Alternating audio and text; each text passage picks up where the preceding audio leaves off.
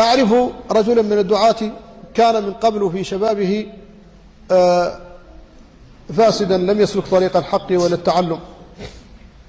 وكان مهتما بالأغاني والموسيقى، وكانت سيارته مليئة بالأشرطة، فدعته أمه ليوصلها إلى بعض أقاربها فحملها بسيارته، فلما وصلت إلى أقاربها بقي هو في السيارة، ففتح الشريط الأول فسمعه، ثم الشريط الثاني، ثم الشريط الثالث، حتى تعب من سماع الأغاني، ثم فتح الإذاعة فإذا فيها قارئ يقرأ، فاستمع إليه وهو يقرأ من سورة الزمر حتى وصل قول الله تعالى: قل يا عبادي الذين أسرفوا على أنفسهم لا تقنطوا من رحمة الله إن الله يغفر الذنوب جميعا إنه هو الغفور الرحيم وأنيبوا إلى ربكم وأسلموا له من قبل أن يأتيكم العذاب ثم لا تنصرون واتبعوا أحسن ما أنزل إليكم من ربكم من قبل أن يأتيكم العذاب بغتة وأنتم لا تشعرون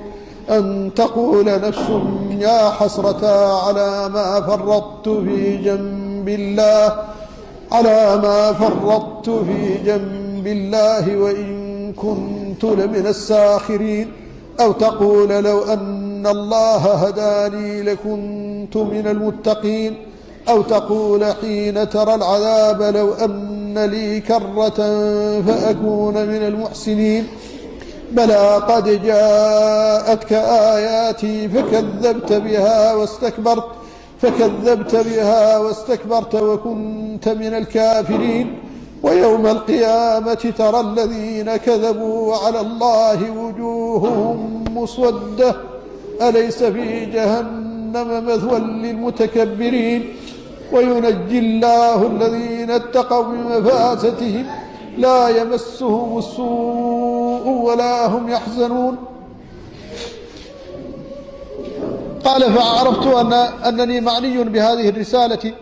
وأنها خطاب من ربي إلي يوجه إلي فيناديني بهذا النداء الكريم فيقول: يا عبادي الذين أسرفوا، فقلت: لبيك ربي وسعديك.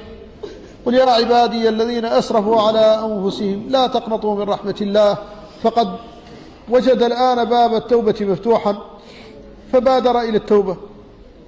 ولذلك قال: لا تقنطوا من رحمة الله إن الله يغفر الذنوب جميعا إنه هو الغفور الرحيم وأنيبوا إلى ربكم ويتوبوا إليه. فكان من المبادرين للتوبة ونفع الله به.